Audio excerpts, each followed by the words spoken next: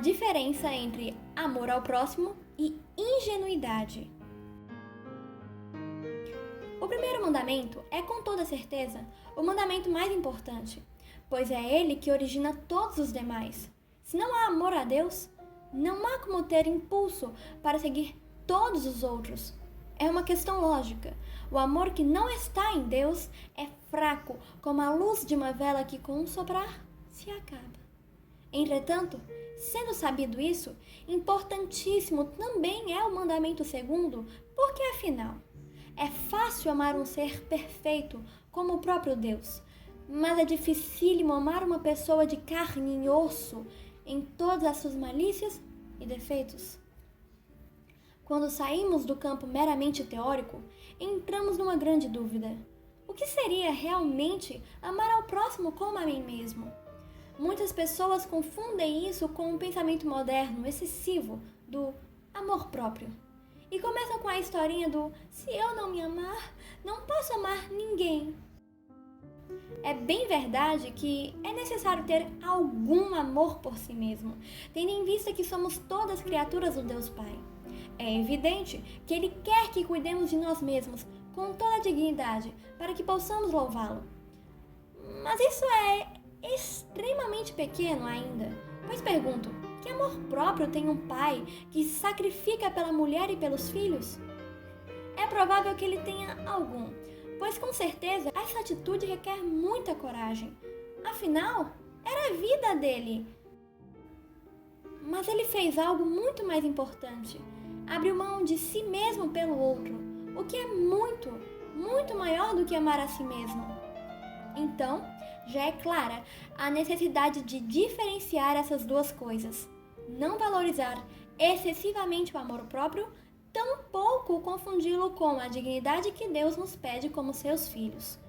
Sendo assim, finalmente, podemos entender um pouco mais do que significaria amar ao próximo como a ti mesmo.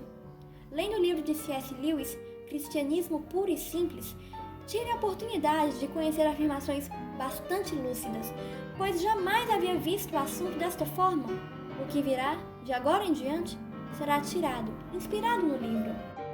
Para entender como amar ao próximo, é necessário antes refletir um pouco sobre como é amar a si mesmo.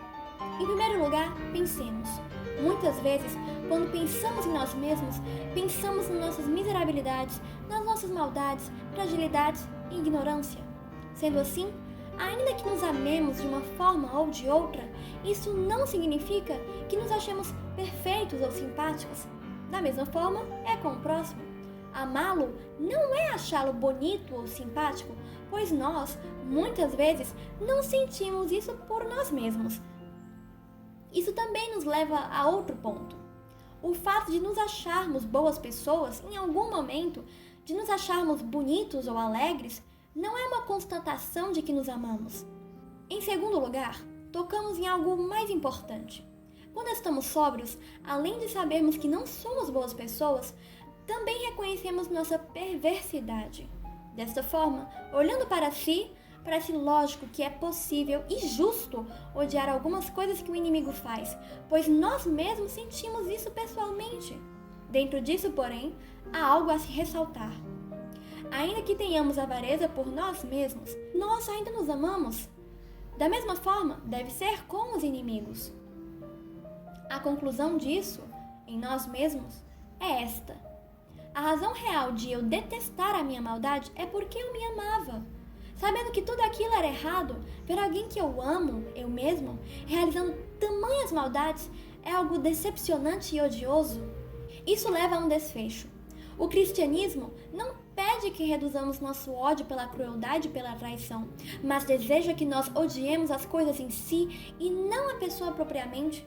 Na verdade, por amá-la, devemos nos indignar e esperar que ela volte a si, que volte à humanidade.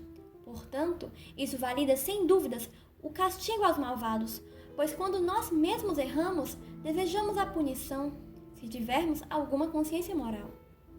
Tudo isso é crucial para compreender o verdadeiro amor ao próximo, porque muitos confundem isso com impunidade e com uma ingenuidade sem tamanho. Quando Nosso Senhor falava dos fariseus, de forma alguma ele os deixava impune. Ele era rígido. Amar ao próximo e ao inimigo, dar a outra face, de forma alguma é permitir que a fé, por exemplo, seja profanada ou que a própria família seja insultada por algum cafajeste. Em verdade, aqueles que pecam não somente merecem, como precisam de punições. É evidente que o juízo humano está sempre sujeito a erros, mas se ele for submetido às regras de Deus, é bem provável que ele seja cada vez mais puro e certeiro. O perdão é necessário e também é um dos maiores preceitos cristãos. Entretanto, ele não significa covardia ou omissão. O único pecado real em punir o inimigo está em sentir prazer por isso, enquanto que a ação em si, desde que, novamente, submetida às regras de Deus, é válida e necessária.